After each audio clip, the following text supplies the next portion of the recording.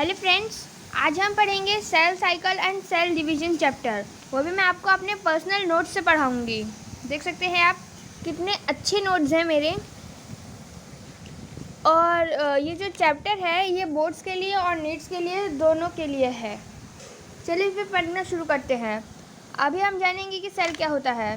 Basically cell एक compartment होता है, एक चैम्बर होता है जो, और इसके आउटर में एक मेम्ब्रेन होती है जिसको सेल मेम्ब्रेन बोलते हैं, जो कि लिपिड से बनी होती है और जिसका काम क्या होता है, आउटर इन्वायरमेंट और इनर इन्वायरमेंट को सेपरेट करना। यहाँ पे क्या लिखा है, हमारे आउटर इन्वायरमेंट में जो रिएक्शंस होती है वो बहुत स्लो होती है। क्यों? क्योंकि आउटर में हमारे एंजाइम्स नहीं होते। और जो सेल का इनर होता है, सेल की इनर में जो रिएक्शंस होती है उसको मेटाबॉलिक रिएक्शन बोलते हैं। वो फास्ट होती है। क्यों? क्योंकि यहाँ पे हमको एंजाइम्स देखने को मिलते हैं। फिलहाल हमने इतना जान लिया, अब हम आगे बढ़ते हैं। सैप्रोफाइट्स मतलब फंजाई में, इन फंजाई जो कि एक सैप्रोफाइट है, रिएक्शंस इन विवो और इन विट्रो दोनों तरह से हो सकते हैं। इन विवो मतलब अंदर भी हो सकती है और इन विट्रो मतलब बाहर भी हो सकती है। जैसा कि आप इधर देख सकते हैं, ये एक फंजाई है, इसने एक हाइफे बनाया है इसके अंदर, और यहाँ एक पत्ती है जो कि डेड लीफ है। ये जो फंजाई है ये इधर से अपना एंजाइम छोड़ेगा और रिएक्शंस इधर हो सकती हैं। मतलब एंजाइम अगर हो तो रिएक्शंस बाहर भी और अंदर दोनों हो सकती हैं, वो भी फास्ट में। सैप्रोफाइट्स कौन होते हैं? जो डेड ऑर्गेनिज्म को ईट करते हैं। और यहाँ एक क्वेश्चन है, in saprophyte digestion of complex substance occur by. Enzyme से तो होता ही है, बट इन विट्रो और इन विवो होता है, दोनों तरीके से होता है। तो both A and B answer सही आएगा। अब हम जानेंगे कि डीएनए क्या होता है। तो जैसा कि हम सब जानते हैं, डीएनए जिसका फुल फॉर्म है डीऑक्सीराइबो न्यूक्लिक एसिड, इसका रोल क्या होता है? इसका रोल होता है स्टोर करना इंफॉर्मेशन को, स्टोर करना इंफॉर्मेशन को। कि व्हाट टाइप, किस तरह की इंफॉर्मेशन को स्टोर करता है ये? What type of metabolic reaction, what type of metabolic reaction occurring in cell, इस टाइप के इंफॉर्मेशन को वो स्टोर करता है। अब देखते हैं हम कि डीएनए का वो क्या है, डीएनए किससे बना है। डीएनए हमारा दोस्तों, डीएनए जो है वो हमारा बना है न्यूक्लिक एसिड से। बेसिकली डीएनए क्या है? एक न्यूक्लिक एसिड की चेन है। जो डीएनए होता है वो ह्यूमंस में डबल स्टैंडर्ड होता है, ऐसे करके होता है। ऐसे करके आपने देखा होगा कई सारे लैब्स में, ऐसे करके है और ये ऐसे करके है। तो इस टाइप के डीएनए को हम डबल स्टैंडर्ड डीएनए बोलते हैं, ठीक है। और जो आरएनए होता है, आरएनए मेनली वायरसेस में होता है। नहीं, आरएनए हमारे बॉडी में भी होता है, समझे। ऐसा नहीं है कि आरएनए वायरसेस में होता है, आरएनए हमारे बॉडी में भी होता है, वायरस में भी होता है। चलिए अब हम आगे बढ़ते हैं। अब हम देखिए, आप जानते होंगे या नहीं जानते होंगे तो मैं बता दूं, जो सेल होता है वो दो टाइप का होता है। एक होता है हमारा प्रोकैरियोटिक, एक होता है हमारा प्रोकैरियोटिक सेल, और दूसरा होता है हमारा यूकैरियोटिक सेल। प्रोकैरियोटिक सेल्स दोस्तों देखिए होता क्या है, एक मिनट रुक जाइए, हमारे पन्ने उड़ रहे हैं तो हम इधर ये रख दे रहे हैं। प्रोकैरियोटिक सेल्स होता क्या है फ्रेंड्स? प्रोकैरियोटिक सेल, मान लीजिए ये हमारे पास एक सेल है, इधर भी एक सेल है,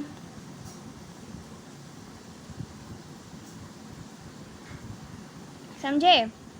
इधर का जो डीएनए, ये एक डीएनए है और ये हमारी सेल में रिएक्शन चल रही है।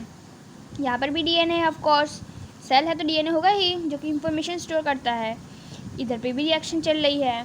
तो यूकैरियोटिक में होता क्या है फ्रेंड्स? यूकैरियोटिक में सेल के बाहर में एक मेम्ब्रेन बाउंड आ जाता है, एक मेम्ब्रेन आ जाता है जिसको हम क्या बोलते हैं? Nucleus. Yes friends, you are right, इसको बोलते हैं हम न्यूक्लियस, जिसके अंदर डीएनए स्टोर होता है। और यहाँ हमारे कुछ और ऑर्गेनिजम्स होते हैं, मतलब ऑर्गेनेलीज होते हैं, जैसे कि यहाँ हमने मान लिया गोल्गी बॉडी, यहाँ हमने मान लिया ईआर, इन सब के पास एक मेम्ब्रेन बाउंड होती है। मतलब यूकैरियोटिक सेल्स में जितने भी ऑर्गेनेलीज हैं ये सब मेम्ब्रेन बाउंड होते हैं, एक्सेप्शन तो गाइस हर जगह होता है जैसे कि आप जानते हैं, एक्सेप्ट राइबोसोम। प्रोकैरियोटिक सेल्स में हमारे पास डीएनए तो होता है पर डीएनए के बाहर न्यूक्लियस नहीं होता। अब आप समझे। और जो रिएक्शंस होती हैं वो भी सेल के साइटोप्लाज्म में। गाइस देखिए ये जो पूरी जगह है ये पूरी जगह सेल के मतलब सेल हमारा पूरी तरह से एक जेली लाइक सब्सटेंस से फिल होता है, जैसे कि यहाँ हर जगह एक जेली लाइक सब्सटेंस है जिसको हम बोलते हैं, क्या बोलते हैं, साइटोप्लाज्म। और इधर पे भी होता है ऑफ कोर्स, ये देखिए इधर पे हर जगह साइटोप्लाज्म प्रेजेंट है, समझे आप। उसके बाद यहाँ जो रिएक्शंस होती हैं ये साइटोप्लाज्म में होती हैं। इधर पे जो रिएक्शंस होती है यूकैरियोटिक सेल में वो साइटोप्लाज्म में तो होती ही हैं, साथ में ये मेम्ब्रेन बाउंड ऑर्गेनेलीज के अंदर भी होती हैं। आई होप आप समझ रहे हैं। चलिए अब इनमें डिफरेंस लिख लेते हैं हम। तो प्रोकैरियोटिक इसमें आएगा हमारा मेम्ब्रेन प्रेजेंट। देखिए गाइस ये हमारी मेम्ब्रेन प्रेजेंट है कि नहीं। ये जो प्रोकैरियोटिक सेल है ये मेनली बैक्टीरियल सेल है, और ये हमारा है, ये तो बैक्टीरिया ऑफ कोर्स नहीं है, ये तो ह्यूमन सेल है, एनिमल सेल एक तरह से। इट में भी एनिमल एंड प्लांट दोनों टाइप के, क्योंकि ये लिविंग सेल है। लिविंग तो बैक्टीरिया भी है बट ये बैक्टीरियल सेल है मेनली। इसमें भी हमारा मेम्ब्रेन प्रेजेंट है।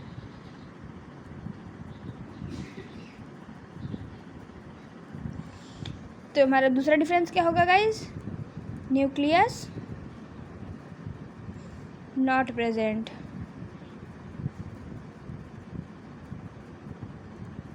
और इसमें हमारा दूसरा क्या होगा guys, of course nucleus nucleus is present. आगे बढ़ते हैं। हमारा तीसरा क्या होगा, ऑर्गेनेलीज तो होती हैं, ऑफ कोर्स ऑर्गेनेलीज होंगी। Organelles without membrane. और इसमें क्या होगा, रुकिए तीसरा point, organelles with membrane bound except, मैंने एक्सेप्शन क्या बताया था गाइस, राइबोसोम जो है हमारा उसके बाहर मेम्ब्रेन बाउंड ऑर्गेनेली नहीं होती है। इसमें जो है हमारा डीएनए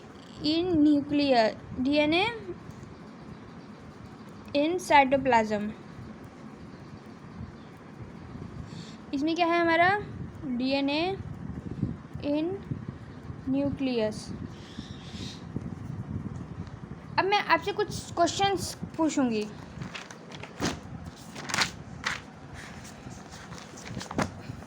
जिसके उत्तर आपको देने हैं।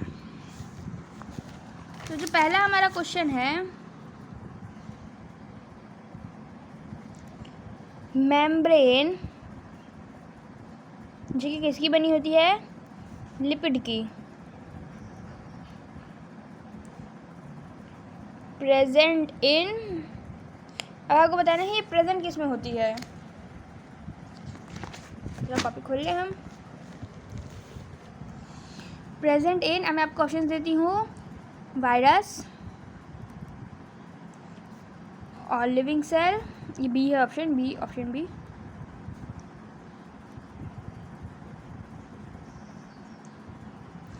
और ये हमारा ऑप्शन सी और option D plant cell.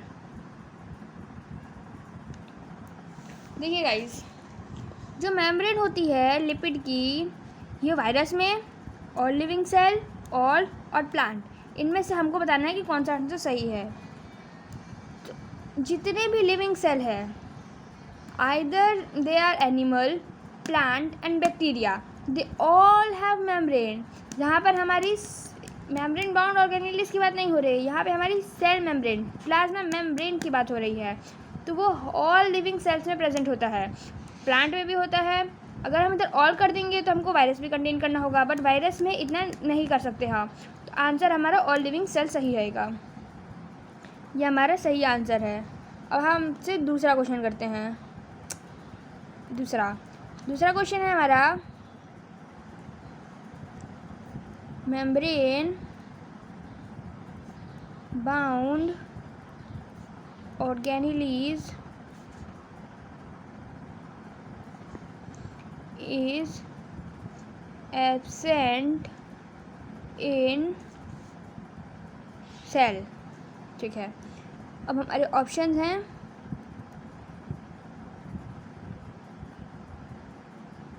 Chlamydomonas,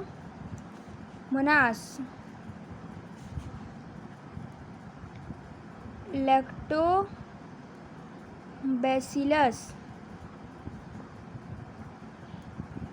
east, TMV। अगर मैं आपको आपकी जानकारी के लिए बता दूं, ये जो क्लोमेडोमोनास है ये प्रोटिस्ट है, प्रोटिस्ट। लैक्टोबैसिलस एक वो है, बैक्टीरिया है, ये भी एक प्रोटिस्ट है। और TMV मतलब होता है टोबैक मोज़ेक वायरस, ये भी एक तरह का वायरस है।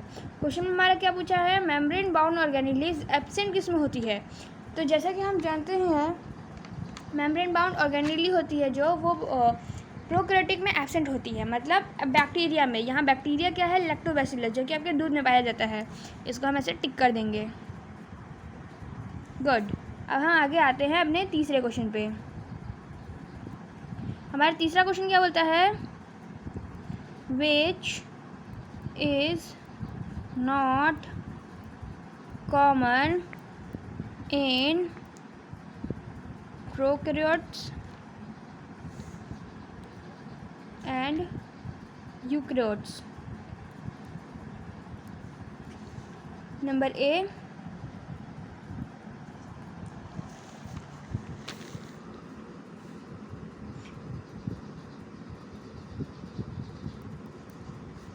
मेटाबॉलिक रिएक्शन, और number B, DNA is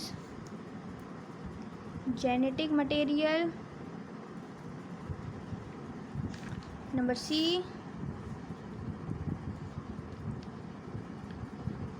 metabolic reaction inside nucleus।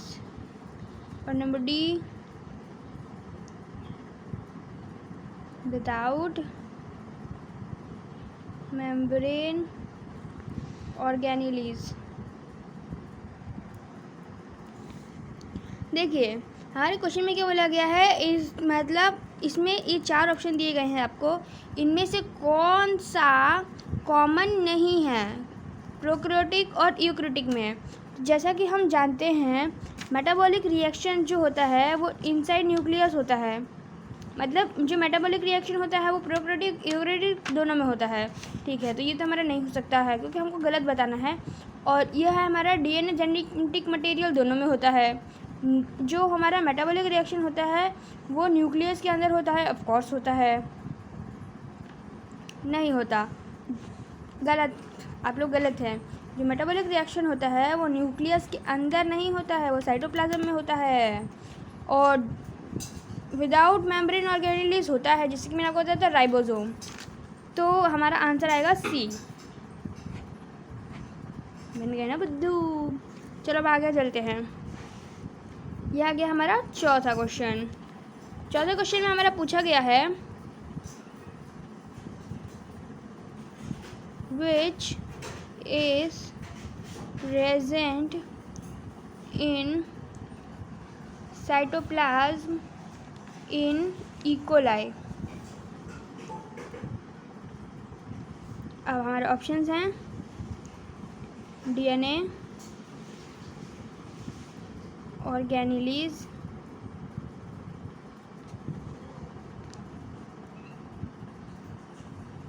Metabolic reaction,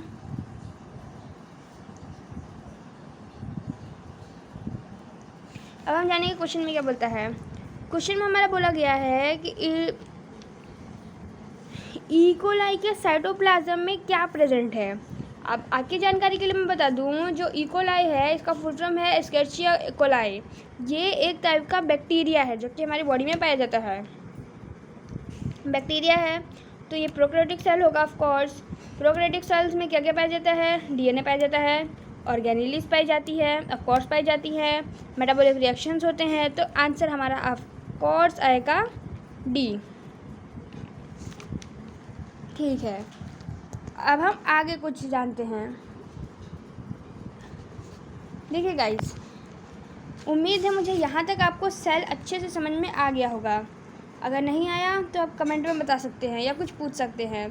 अब मैं आपको बताऊंगी कि दो टाइप के सेल्स, मतलब आप ये तो जानते हैं कि सेल हमारे प्रोकैरियोटिक होते हैं और यूकैरियोटिक होते हैं।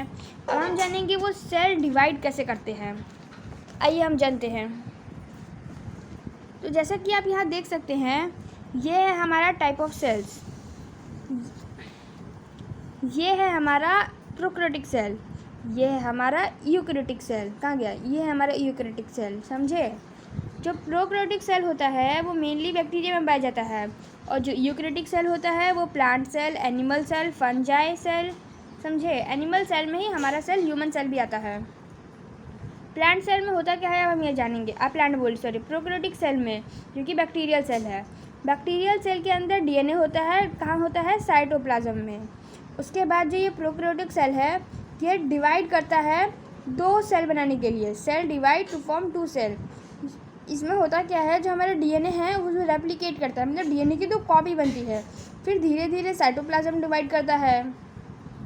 साइटोप्लाज्म डिवाइड करने के बाद दो अलग अलग डॉटर सेल हमारे पास बन के तैयार हो जाते हैं। इस प्रोसेस को हम सेल डिवीजन बोलते हैं। बट यूकैरियोटिक में गाइस ऐसा कुछ भी नहीं है। इसमें होता क्या है, मेनली ये एक हमारा सेल है। सेल के पास, सेल के अंदर न्यूक्लियस है, न्यूक्लियस के अंदर डीएनए है, ये तो हम सब जानते हैं। आगे बढ़ते हैं। आगे वाले प्रोसेस में होता क्या है, न्यूक्लियस के अंदर हमारा जो डीएनए है वो डिवाइड कर जाता है। आगे वाली प्रोसेस में क्या है, ये डीएनए जो है ये कंडेंस फॉर्म में है, ये और कंडेंस होकर क्रोमोसोम बना देता है, पर ये अभी भी न्यूक्लियस के अंदर ही है। फिर नेक्स्ट प्रोसेस में होता क्या है, न्यूक्लियस हमारा टूट जाता है, धीरे धीरे ये स्पिंडल फाइबर बनता है, और स्पिंडल फाइबर बनता है और ये क्रोमोसोम से अटैच हो जाता है।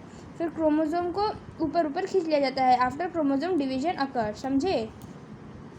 इसका प्रोसेस हम पूरा इस चैप्टर में पढ़ेंगे, और इस चैप्टर का जो नाम है वो है हमारा cell cycle and cell division. ठीक है गाइस, आज के लिए इतना काफ़ी है। अब आप लोग रेस्ट कर सकते हैं। बाकी अगर आपको कोई भी क्वेरी है तो आप उसमें पूछ सकते हैं कमेंट सेक्शन में। Thank you.